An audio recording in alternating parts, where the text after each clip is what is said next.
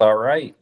Well, I would love to say this was our first episode back recording together, but this is actually our second show in a row where we're going to be talking about the same things over again, but it's okay because it's a lot to talk about. So, um, The hell welcome of to yeah, welcome to the show. I'm JML, and my co-host is Charlie Marone. Charlie Marone. There's no aliases, nothing you want to be called. You're okay with the government name? I'm okay with the government name. Okay. I'm not. I get stalkers. So, well, this is our new network that I put together, and Charlie and I we actually have we've done this before in the past, sporadically with different shows, and we always had tons of fun doing them. And he connected with me. Was it last week about Yeah, it? And I told him, I'm putting together a network and a platform for different shows, and I have time, he has time, so we're gonna make as much content as we possibly can over the next couple months and see where we go from there. Um, I created a Patreon page for the network, which will be in our YouTube description. You can click the link. We have two different tiers. We have the Keep the Lights On tier, which helps support us as a network. And then we have the VIP tier, which will definitely, there's some good benefits where you can co host a show and you can actually pick whatever topic that you want to talk about. awesome. Um, yeah. So different things we have going on. Um, Want to show the people what they could win? yeah. Snap into a Funko Pop. Oh, yeah. So right now we're around 90 subscribers, which is it's pretty cool considering we don't have a single video up yet at all.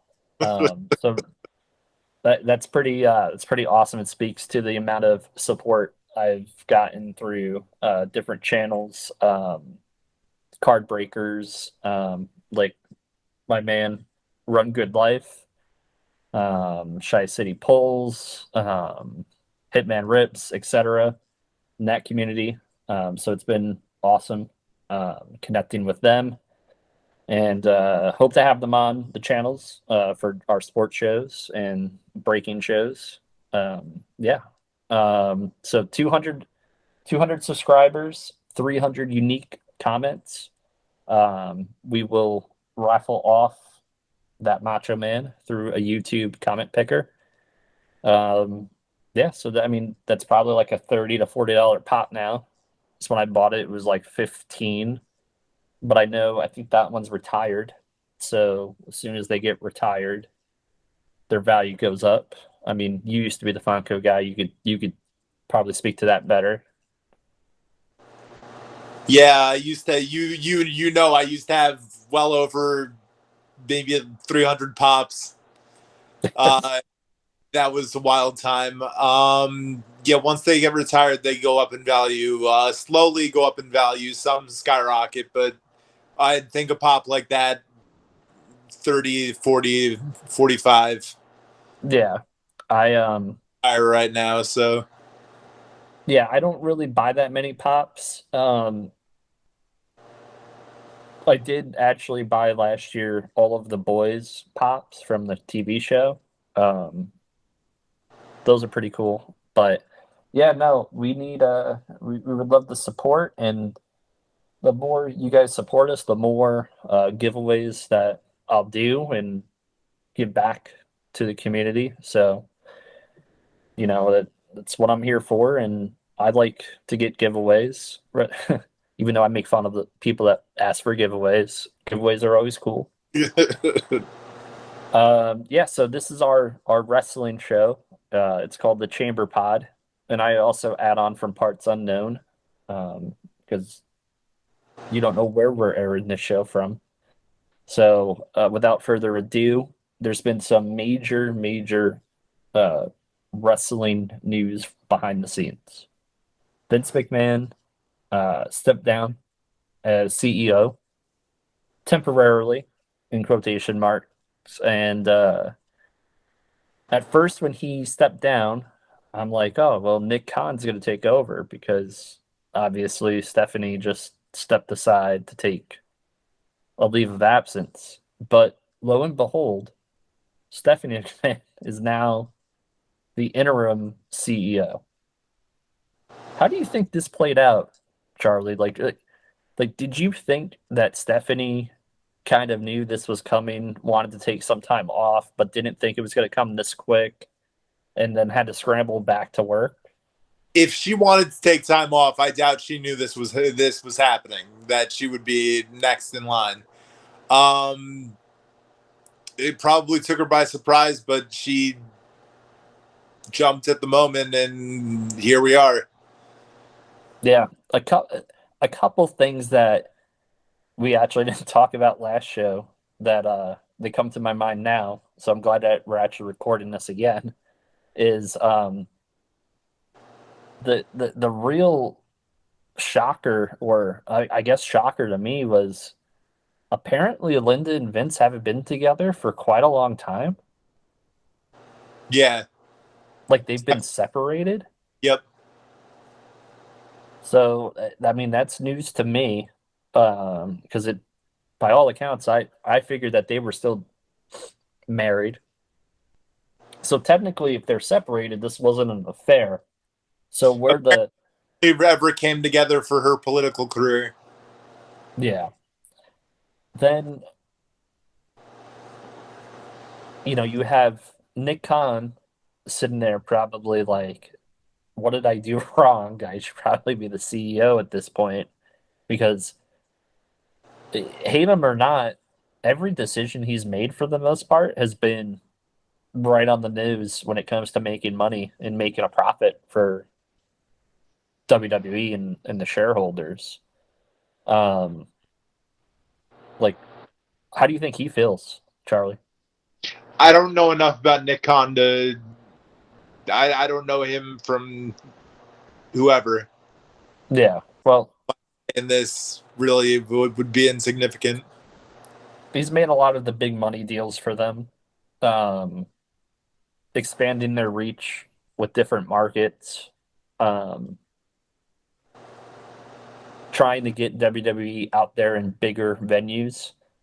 Which the only time it's failed so far is Money in the Bank that had to get moved from Allegiant Stadium to, I think, MGM. Um, there was no way they were going to sell out Allegiant Stadium. I mean, that thing holds like 80 to 90,000 people. Like Money in the Bank will never draw that much. Yeah. Unless you had the Rock. Like if you had the Rock coming back to do a Money in the Bank, you probably could sell out Allegiant Stadium. But if you didn't have that in the cards, booking Money in the Bank for that sized venue, it just was never going to work to begin with how the roster is right now, how it's constructed. Um, so getting back to Vince, uh, John Laurinaitis is involved. Apparently, Won't be for. no. Well, apparently the woman um, that this suit was, they brought up the suit with it. She was getting paid like 100 grand a year. Then all of a sudden she was making 200 grand a year, and then she was making, more money. And she had carried out an affair with Vince and people behind the scenes. One of them being John Laurinaitis, who is married to Mama Bella, which, you know, God knows how the working relationship's going to be with the Bellas in WWE now, knowing that Vince knew obviously that this was going on.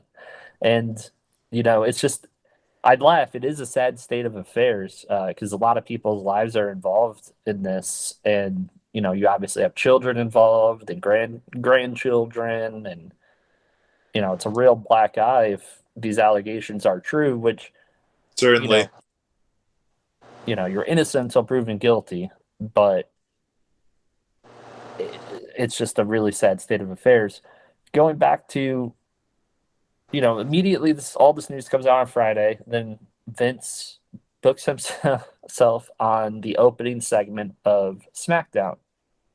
Now, I tuned in, but I had very low expectations, knowing that this is a legal matter. So I had like a 0.5% feeling that he was going to say anything about that.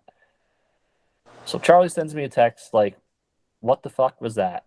And I'm like, "Well, that's typical Vince. He's the ultimate promoter. He's just there to pop a rating."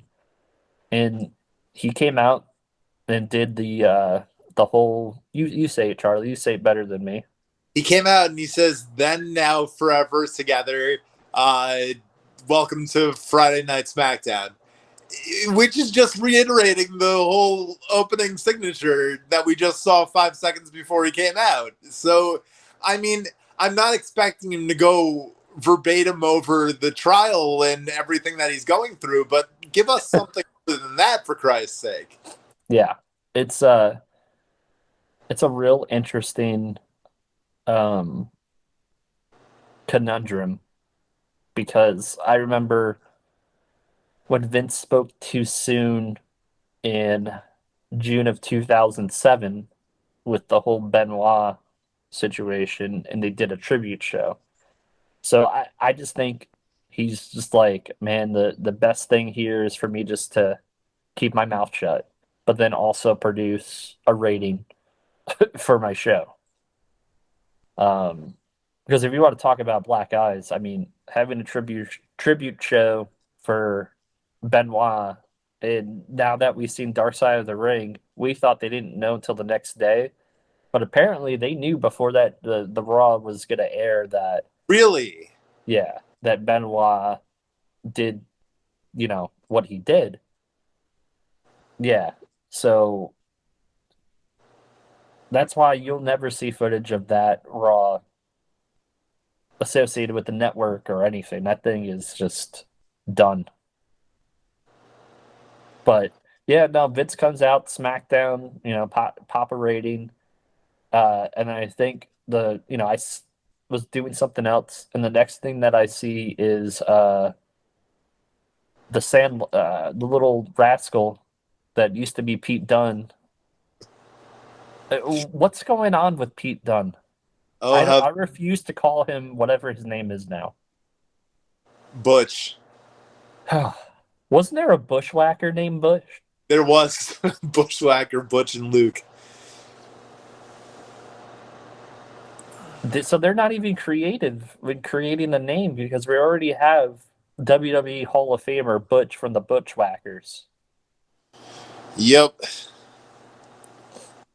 And as I said before, when we didn't record this podcast, Pete Dunne, ring technician, could go like 30 to 45-minute matches in NXT and put on 5-star matches, and now you got him running around, jumping tables, hopping over, escaping, running away, guessing that he's in Vegas and New York City and all this bullshit.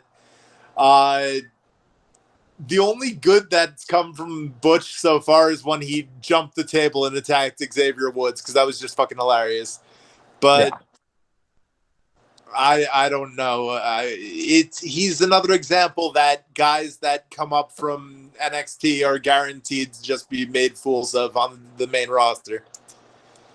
Yeah, I mean that's I guess part the reason why like Adam Cole left, even though he was going to get a cajillion dollars to stay. Apparently, they wanted Adam Cole to be a manager.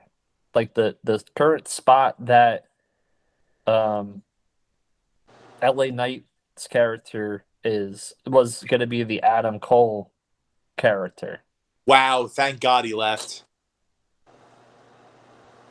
Yeah, what's the new LA Knight name? Max Strauss or some shit like Something Dupree. Max Dupree. Max Dupree. Max Strauss is like an athlete. Yeah. That Plays the sports ball. I don't I honestly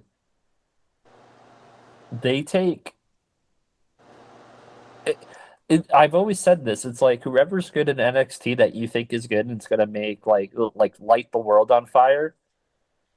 Don't put any money in investing in that person because when push comes to shove, it's always gonna be the person from NXT that was like the mid card person for whatever reason comes up to the main roster and actually does a lot more. Case in point, people like Elias in theory. Yeah, Like Elias did absolutely nothing in NXT. He comes to WWE. He disappeared for a bit because he was injured, like recently. But before that, he's been a featured player. Then you have someone like Theory, who in NXT he was always the lackey for someone else. uh-huh. Gargano. Now, now, well, even before that, he was on when he was made his main roster debut. He was the lackey for Seth briefly when Seth had his little group.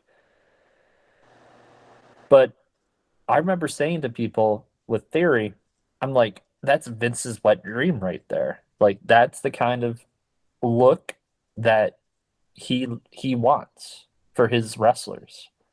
And I think he's like the chosen one. I wouldn't be surprised within the next 12 months he does win the big belt. I could see it. I mean, he's just been incredible, I think, so far in his role. I mean, he's really done a great job. SmackDown, all I could say is WWE is really predictable. I mean, I haven't really watched a SmackDown in probably like a month. Um, and we still have Madcap Moss and Corbin feuding. When does the That was the last laugh match, though. Thank God. Thank God. So SummerSlam, it looks like we're probably gonna get Pat Mac. McAfee back in the ring against Corbin. Yep. Um, these two actually are really good friends outside of the ring. They were teammates in training camp for the Colts in 2009. They shared a room together, and they've been friends ever since. Kept in touch. So it'll be interesting to see if they put the real life friendship story in the WWE storyline. So I'm actually kind of hyped to see it. Pat McAfee, he's been a revelation. I think a lot of people that didn't see the NXT Pat McAfee and all of a sudden he was the announcer on SmackDown are like, what is this dude doing on SmackDown? I think he's universally beloved amongst the fans with his commentary, now his in-ring work. And you could Yeah. tell he's got a real passion for wrestling in the WWE, which I don't think it came out with some of the other guys like Jimmy Smith on Raw. That dude is the most boring announcer. He is horrible. And then remember I think they had him for like 4 or 5 weeks. They had Adnan Virk or one of those guys. Who? Yeah, exactly. Exactly. But who? Adnan Virk from like MLB. That must have been when I wasn't watching Raw. I, I think that was around the time McAfee got hired. They had Virk, and then Virk got replaced by Jimmy Smith. And I was like, can we just have McAfee on Raw and SmackDown? Graves too. Graves should be on Raw and SmackDown as well. I think they arranged that because of Carmella and everything, right? Yeah. But it's funny how it would always screw over the Usos with Naomi. They would always be on like separate shows. Yeah. Um, yeah, man. So it, when it comes to SmackDown, I guess the second biggest thing that came out of it was after a really really good match between Riddle and I was going to say Brock Lesnar, Roman Reigns. Roman Reigns.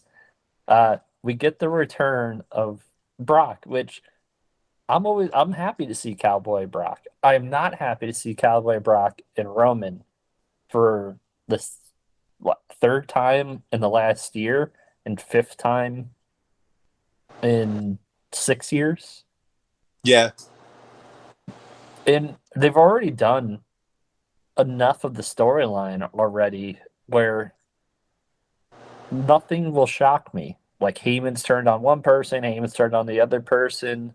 Like, what can they do to make this any bigger? And when we recorded, well, when we didn't record the last episode, we were just shooting the shit apparently. Um, we came up with, well, you came up with Seth winning Money in the Bank. Which he absolutely will. And then I'm like, wait, the main event for SummerSlam is Brock and Roman. And the last time Seth had the Money in the Bank and he cashed in, the main event match that he cashed in on was Brock and Roman. Brock and Roman. So I think we're going to get a cash in, and they're going to make it some sort of cash in we have never seen before. Like, something's going to happen where he either gets one belt, he gets to choose the title. The contract in there is only says they get one championship, not both championships, because they want to split off the championships again. Let's unify the titles for 5 months. That'll show. And that way Roman can still have, the SmackDown Universal title, and Seth can have his WWE title. And eventually when Cody comes back and wins the Rumble, then we can have Cody and Seth for the fourth time for the title. Because to me, for Cody to win the title that his father didn't win, it shouldn't be the Universal title. It has to be the WWE title. I get it. They get both belts with it. But to me, what signifies him fulfilling the dream, right? No pun intended, is to actually win the WWE title. Championship. Yeah. Let's talk about AEW. Now, you've known me a long time. You know I've been a big supporter of AEW. Would it shock you to know, and pretend like we didn't, try to record last time, would it shock you to know that I haven't watched AEW for almost a month? If I hadn't known what I already know, yes, it would shock me. Yeah, so I haven't watched for nearly a month now, and there's a couple of reasons why. One of which is I think without Cody, they're missing someone that was willing to put anyone over, also wrestle a great match, and like his presentation was always like a star presentation, like superstar presentation. When I watch AEW, not a lot of them are presented as stars. Even CM Punk, to me, is not presented as a star. Like Cody had the entrance coming up and the pyro and all this stuff. No one else really gets that kind of shine in AEW. Second, their storylines, they go nowhere. They absolutely go nowhere. And whenever they do a long-term storyline, something happens where it gets botched along the way. Case in point, Hangman Page and Omega.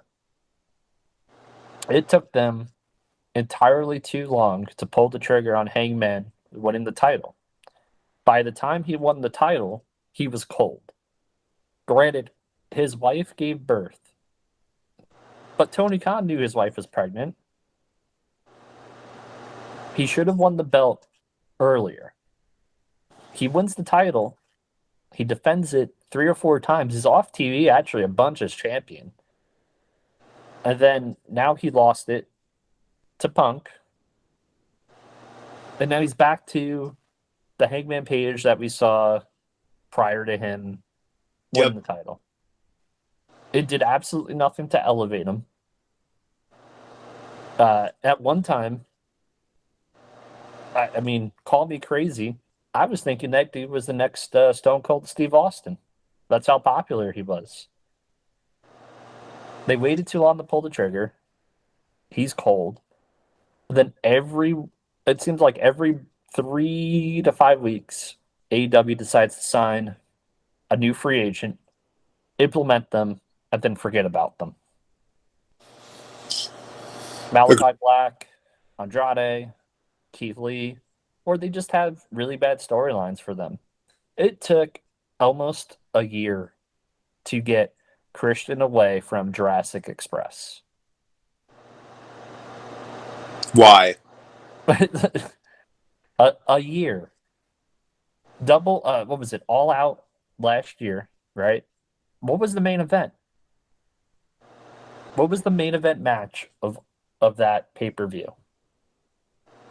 It was Omega versus Christian for the AEW championship. Mm-hmm. Could you imagine Christian in an AEW championship match right now? Absolutely not. Okay. That's my point. Signing these people and doing fantasy booking is great. I'm all about fantasy matches. But when you're running a weekly TV show, less is more sometimes. So having all these people on the roster is actually hurting them. It is becoming very much like a couple of other companies. It's becoming like WCW, towards the tail end of WCW, and it's becoming like Impact, when Impact just went out and signed a bunch of WWE guys, a bunch of the high-priced indie guys, or they went out. Remember, Impact also did the thing with Tito Ortiz. Yeah.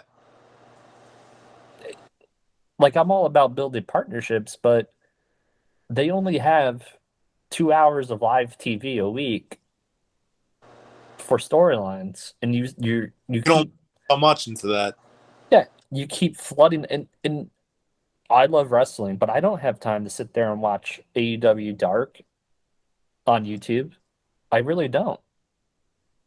And they have storylines that take place on Dark, and then all of a sudden that storyline comes on Dynamite, and you're like, and they don't explain what happened on Dark. And they're like, yeah, this is the match, and this came out of Dynamite.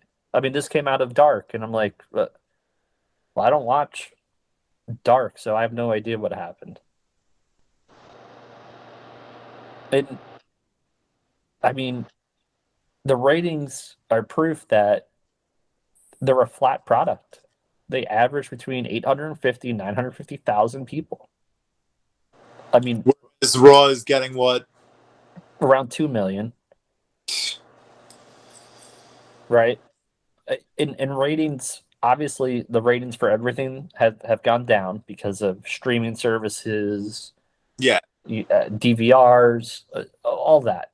But WWE still doubles the audience with a product that isn't that great and a roster that really isn't that great.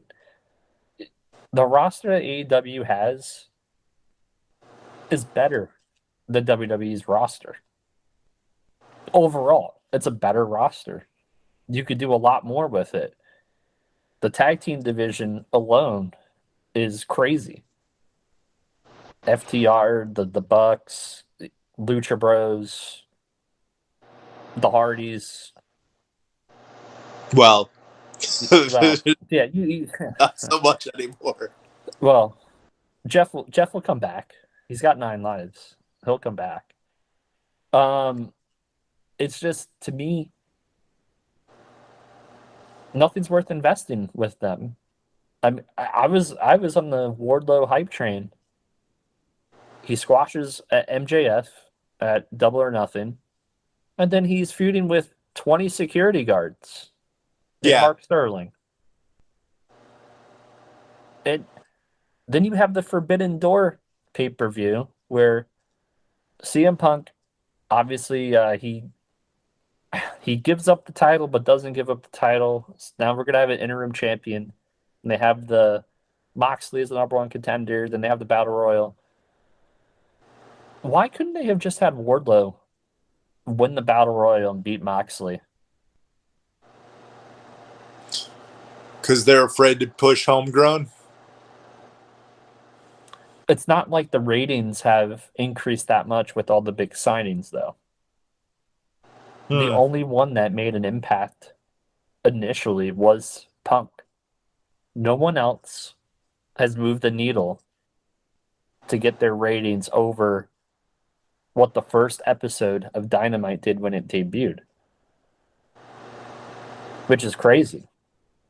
Yeah, It shows that they're only catering to the niche fantasy booking audience, the people that subscribe to Wrestling Observer and want Dave Meltzer 5 to 7 star matches. Me, I enjoy a good wrestling match, but I enjoy the storylines just as much. You have absolutely.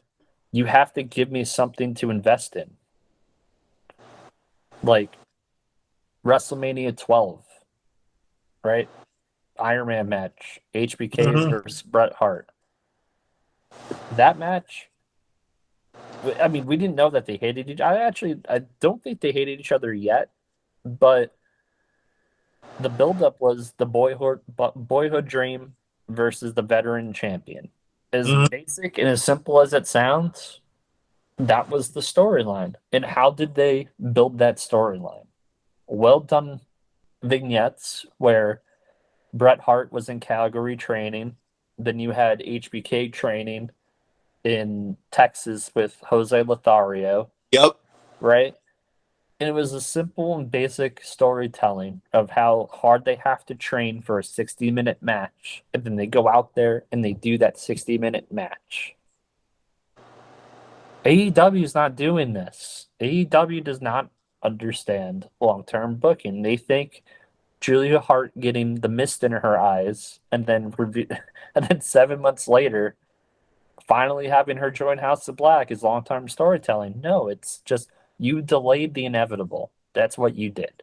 It's not smart booking. You're actually just annoying the audience and you're thinking that your audience is stupid. Basically, when you're saying, "Oh, now we're finally going to have her join House of Black," even though everyone knew she was going to join House of Black. I mean, what can Tony Khan do, Charlie? Like, what can he do to improve AEW?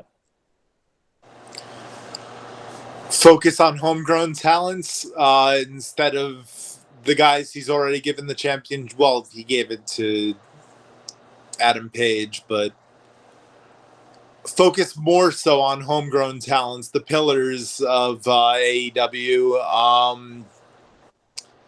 Because, like we were saying before, if this all happens and they give the championship back to a Kenny Omega or Chris Jericho or John Moxley, that's just going to be going backstepping, backpedaling. We need new stars out of AEW. We need something to sink our teeth into. We need. I don't know.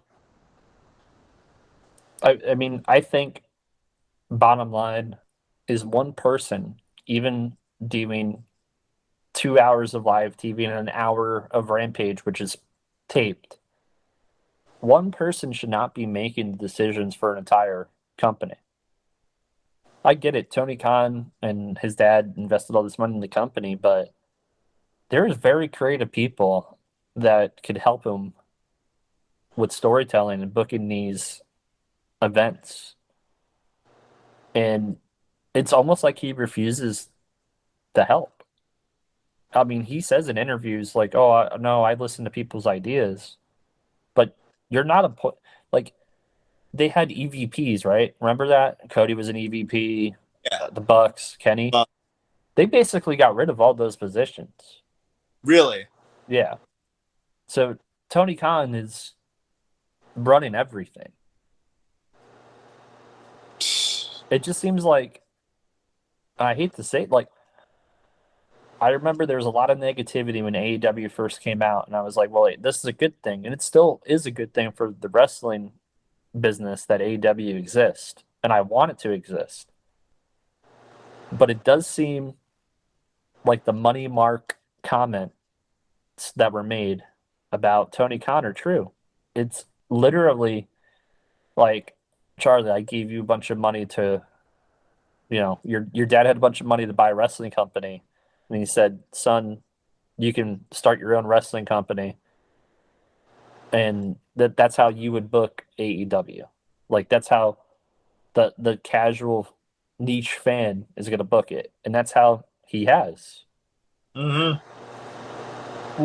Name me one storyline that AEW has had where you're like, man, that was a great storyline that didn't involve MJF If it didn't involve MJF, I can't. or Cody. I can't.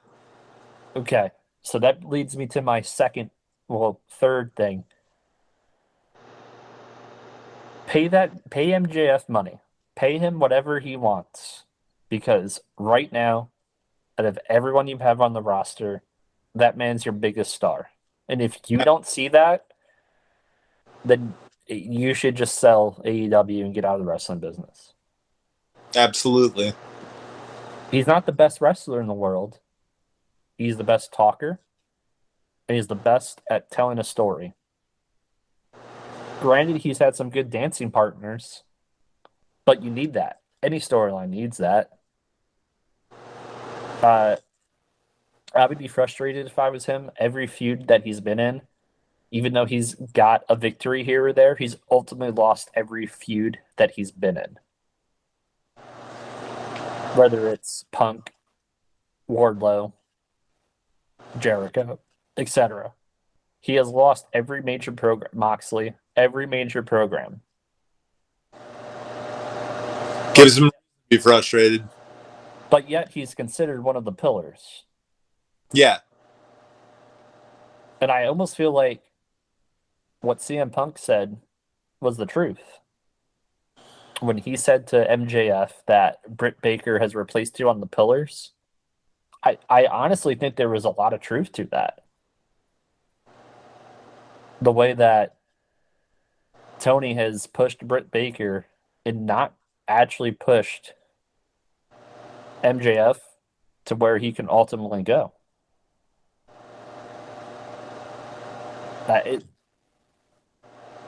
If WWE gets MJF, he will instantly be their biggest heel they've ever had in the last 15, 20 years, tops. Maybe ever. He just has a different...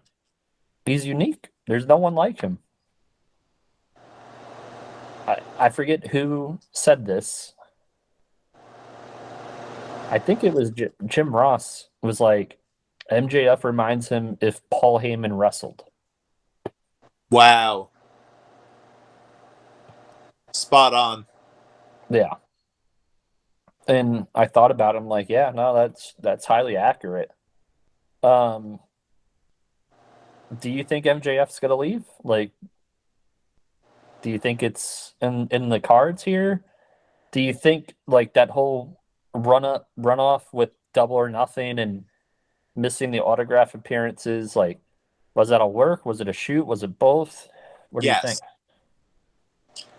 Yes. I see. I'm torn because he's a reason for me to watch AEW, but I would love to see him over in WWE. Mm-hmm. I think he's definitely fishing right now to see what offers he gets.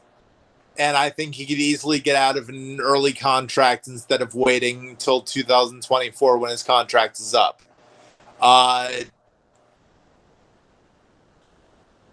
I don't want him to be miserable and stay in AEW and need to stay till 2024 if he could get out and go where the grass is greener, so to speak. I think he would work wonders in WWE. And maybe I'm just being biased because I'm a WWE guy, but I think he would work absolute wonders in WWE. And can you imagine him and Cody in WWE? No. Like them actually having a feud together in WWE, it would be No. bigger, yeah, than the one they had in AEW. There's, as much as I don't want to admit it, WWE is where you want to go if you're a wrestler. If you don't want to go to WWE at some point in your career, there's something wrong with you. You can't tell me that your dream is to work in AEW, especially how it is right now. I think there are a lot of people out there who would say their dream is to work in AEW right now. They're fools. Look, a lot of the people that weren't used, it's not like they were getting paid a ton of money. Joey Janela makes more money GCW than he did in AEW. Really? Mm-hmm. Wow. Even though I don't really like him as a person, it's a fact. A lot of those lower card people in AEW, they don't make a lot of money. That's why I'm saying it. It reminds me a lot of WCW and TNA, where they bloated the rosters so much, and they held people, which WWE did up until when Nick Khan came and said, "Wait a minute, how many people do we have under contract? We have 250 wrestlers under contract." And they boom, mass release. Great, people lost their jobs. Like it's never, but we're just talking business. Like these people were sitting, not doing anything. In many cases, them being released was probably a better thing for them in the long run.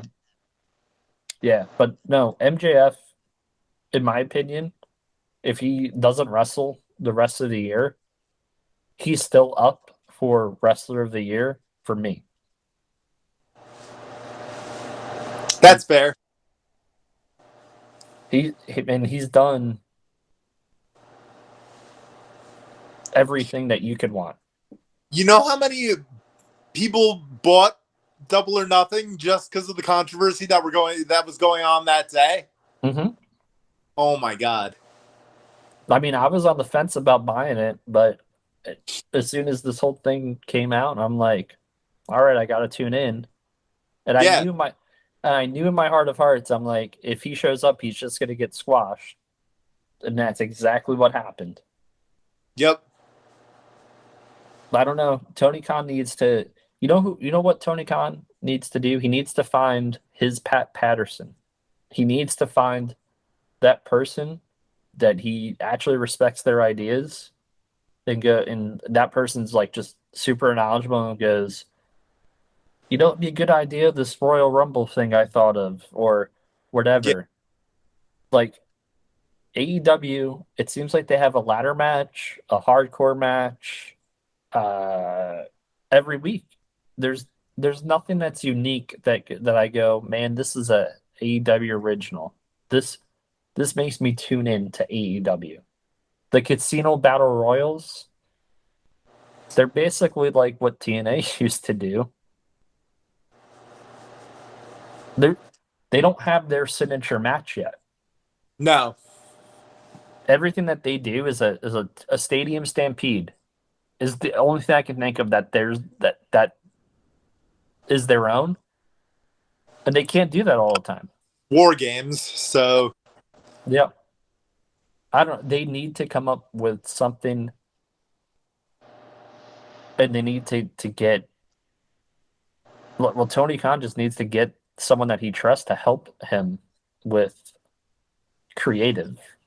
It You can't have a new wrestler debut every week and expect that to fix your issues. No. Um, well, we didn't touch on this at all, but Jeff Hardy. And that's what started off this crazy week in wrestling. We thought that that was going to be like it for this week. But nope, there's more. Yeah, no, I DUI, DW, what was it, DUI? DUI.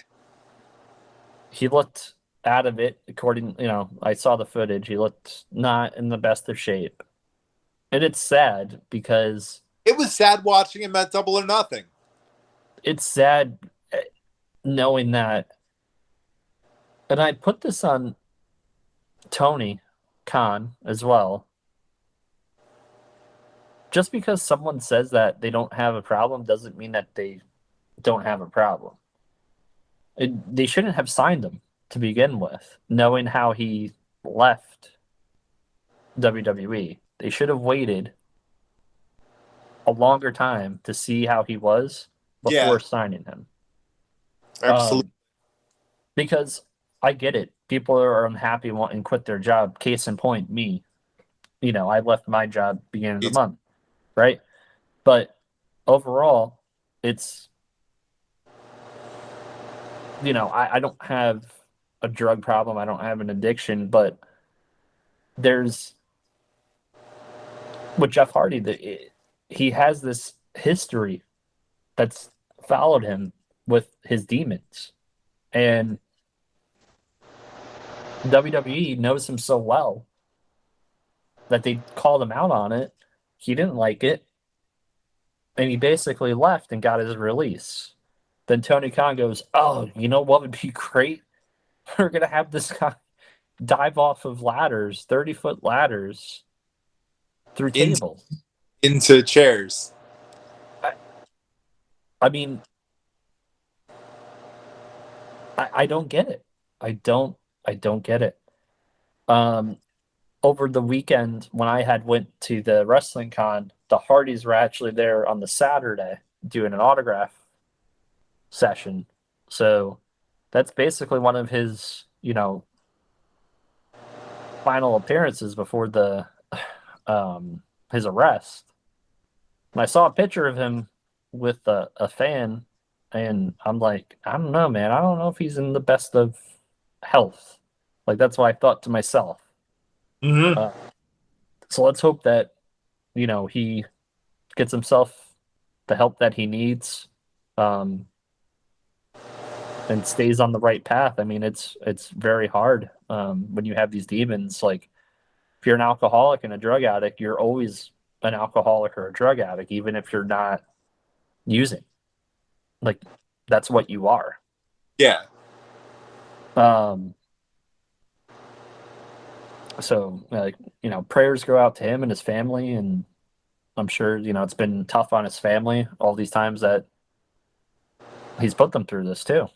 When is enough going to be enough, though? You thought when he had kids, he was going to clean up. You thought, like what's gonna be it for him? I mean, I hate to say this, like I would say like a Lamar Odom type incident happens to him where he is like in a coma and like has the come to Jesus moment that happens to him. And I don't think, obviously that hasn't happened to him or something he does put someone else's life at risk. And you would think that would have been the whole thing with Sting when he came out inebriated at Bound for Glory. What was it? Whatever TNA pay per view it was. And, he could have injured Sting or Sting could have injured him. But it's literally going to take a near death thing for Jeff Hardy to want to be clean once and for all. And it's unfortunate, but I think that's where he's at this time. Yeah. Um, we have Sasha Banks no longer in WWE potentially. Quiet. Um, Another one, it's weird how we say, MJF would be better in WWE, but yet Sasha Banks is released by WWE. We want to talk about a star. The moment I saw Sasha Banks, I said, that girl's a star. And with each passing year that I saw Sasha Banks, she's a star. But I feel like WWE never, ever saw her as the star that I would say a lot of people and a lot of fans thought of her as. In case in point, her booking, uh, she would always lose her title or the belt, whatever you want to call it. Yeah, after The winning fir- it. yeah, the first defense every single time. She was always the plus one to Bailey or whoever else. Uh, John Favreau watched WWE just perusing through the television channels. Stopped, goes, "Who is that? That girl looks like a star," and cast her on a little known show, The Mandalorian. Yep. If Hollywood can look at Sasha Banks and call her a star, why isn't she booked as a star? Is it because she's vocal about the way that she's booked? Is it something else? Like, what do you think? Like, what do you think the problem was with Sasha as compared to the booking that Charlotte gets, Becky gets, Bailey got, etc.?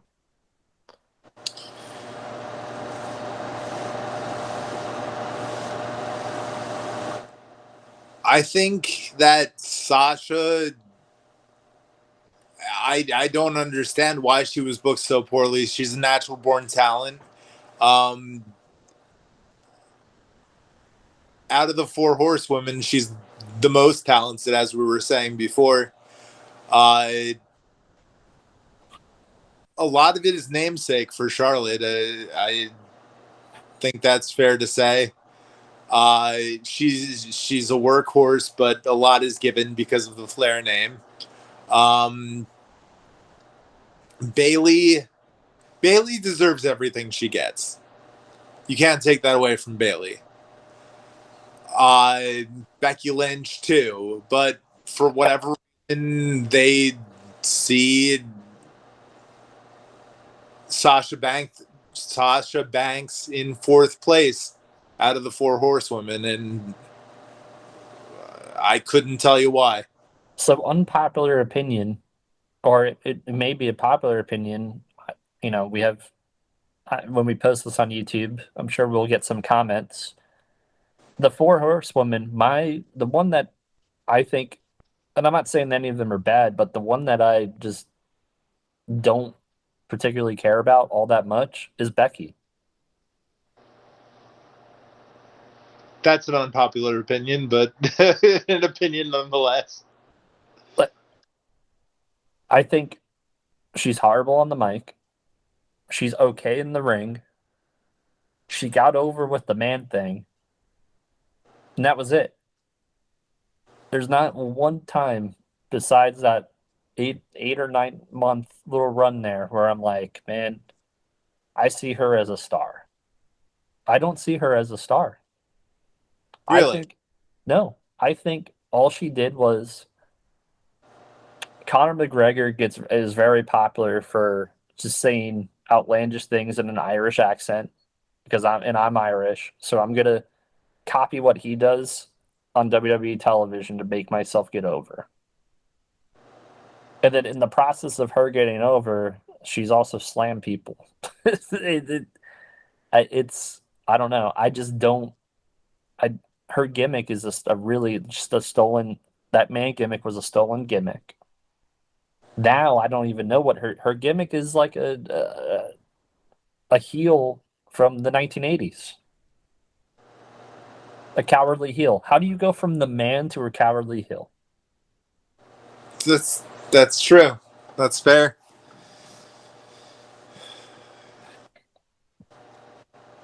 I don't know. She bitches a lot on the mic, but that's her character. But I don't When know. when she Gonna was the man, she didn't. no. Yeah. Okay. Point proven. I'll admit when I'm wrong. uh, I guess one of the things that um, is coming up that I'm not looking forward to at all is the Forbidden Door. That pay-per-view is going to end up being probably the worst one in the history of AEW. It's just not what you expect when you hear that it's going to be New Japan versus AEW. You think like all star matches, and yet we have Orange Cassidy and Will Ospreay. Between injury, between contracts not allowing people to work with New Japan, it's a cluster. When AAA is getting involved in saying, Andrade, you can't work that match against Osprey because he works for New Japan. There's something wrong with the language in these AEW contracts and allowing them to work outside of AEW.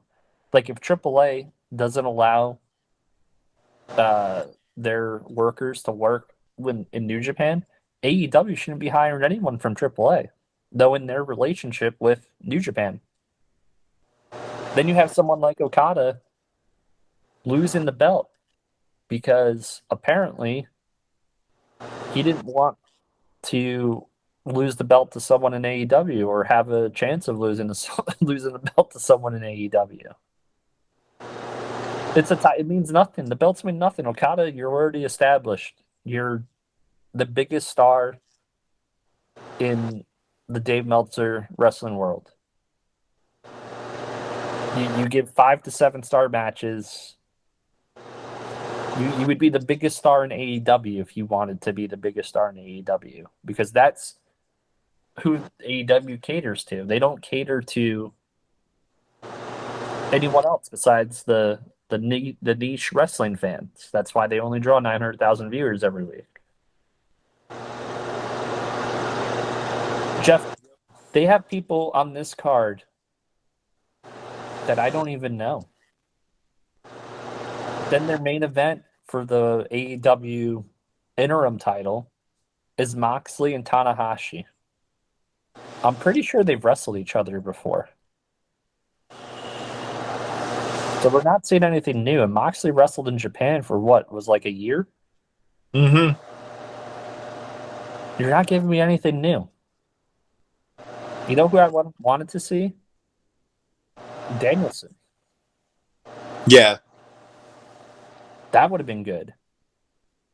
I guess the big money match is the Jay White, Cole, and Hangman match. That's technically I would say probably their main event. But it would look so much better if they had Okada in there.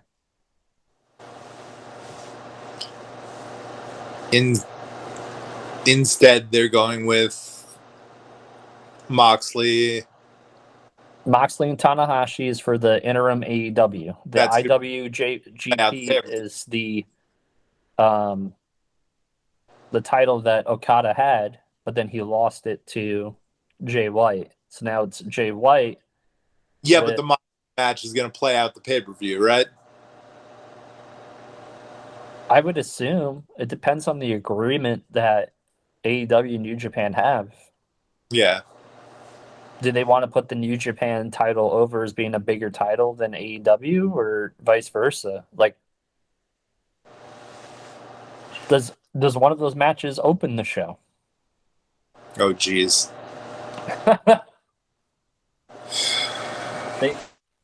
They booked themselves into a corner, and CM Punk being hurt, it just came at the wrong time. You give him the belt. Definitely. It irks me considering. I guess we would have got Punk and Tanahashi. Most likely. What if the dream match, if we were doing fantasy booking, because this is what this event's made for, is for fantasy booking, right? So the whole conversation that I said about storytelling, like it's out the window for this pay per view. So if you want to book a pay per view for fantasy booking, this is the pay per view to do it. Wouldn't the fantasy booking be Punk and Okada? Yeah. And then you can do like I would do a triple threat. I would do a bunch of triple threats. I'd do a triple threat Moxley versus Bryan, Danielson versus Tanahashi. Throw those three together. You could still do the Jay White triple threat with Cole and Hangman. It makes sense. They're all Bullet Club members Mm-hmm. together, which I don't know how that match is going to play out, considering that Jay White and Cole are like teammates, but yet it's going to be a triple threat match. But I don't know.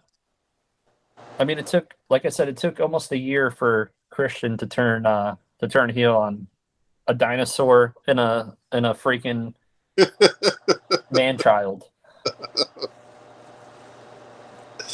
While he sat there, literally, Christian had what?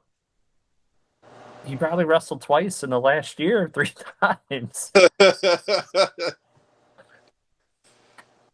Remember when he came to AEW? They're like the biggest free agent signing Yep. ever in the history of wrestling. And I was like, you know what? I was like, Christian is good. I was like, he's damn good. I mean, we have a mutual friend that hates him, but That was I just mean, the like, guy came off of a Royal Rumble appearance where he was in the final 3 or 4 people, right? Uh, you sign him. He hasn't wrestled in a long time. People were interested in seeing him work again, and you slow build him to Omega.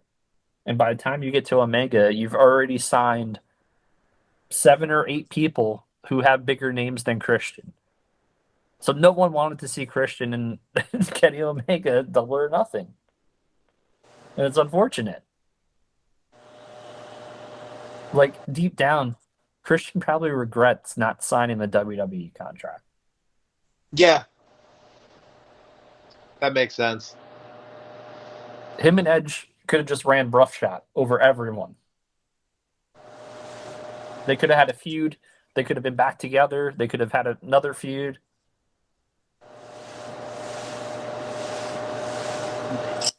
He's with a dinosaur and a man child. Why are we still talking about AEW? I don't know. It just makes me upset. Well, with that being said, is there anything else that we didn't talk about? We didn't talk about SmackDown this time through, did we? Yeah, we did. We Mon- said that Riddle and Roman was a good yeah, match. Money in the Bank. Sheamus And Drew. and Drew. Because It to me,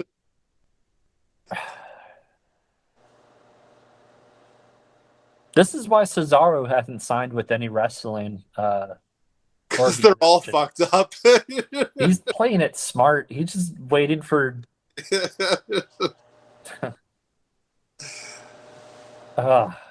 Same thing with Bray Wyatt. Like he's just gonna wait till WWE's desperate enough to just throw him a bag of money.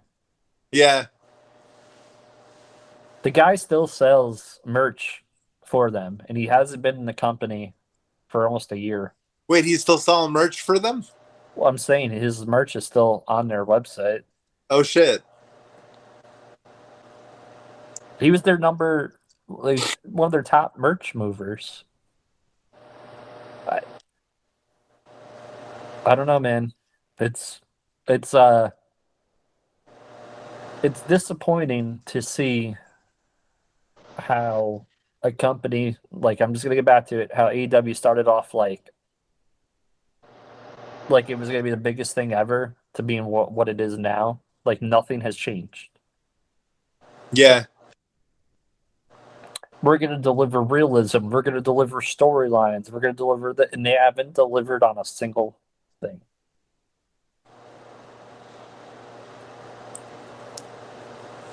At least with WWE, I know that they're gonna give me false promises.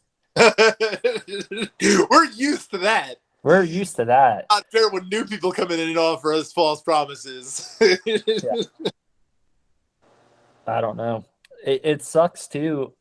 Getting back to SummerSlam because I guess it was going to be Orton and Reigns. Yeah,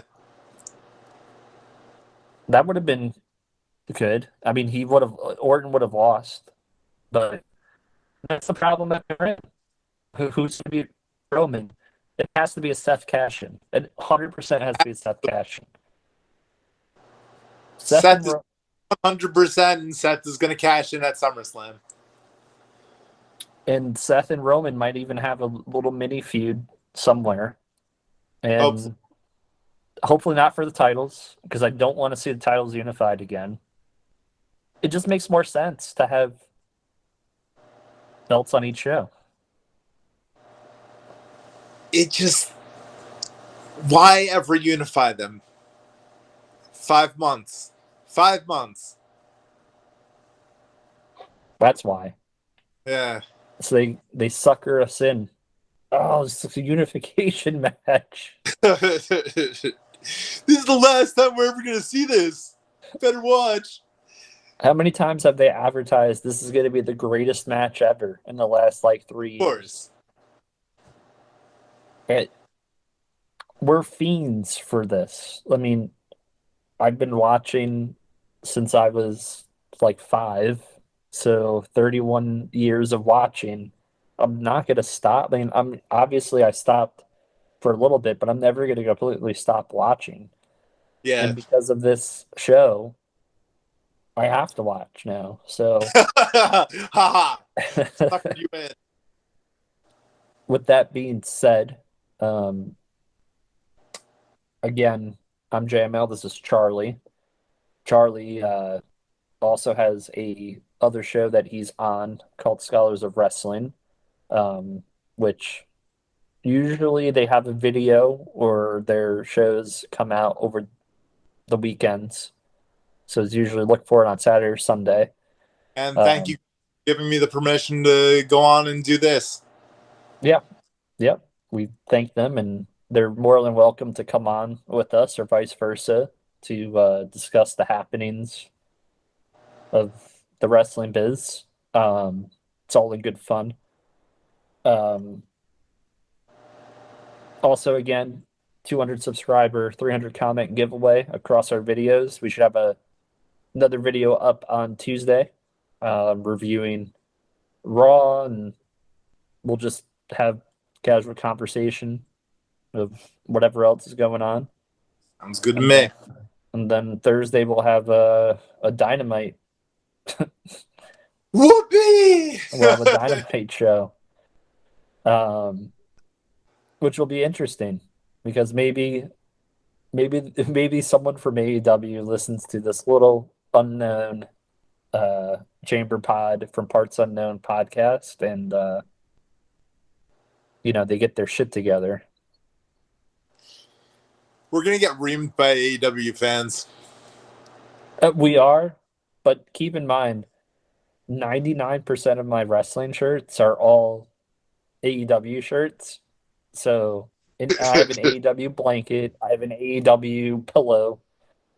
So I'm just upset with the company right now. And I think they're talented. They have a talented roster. There's just a lot of things that need to be fixed with them.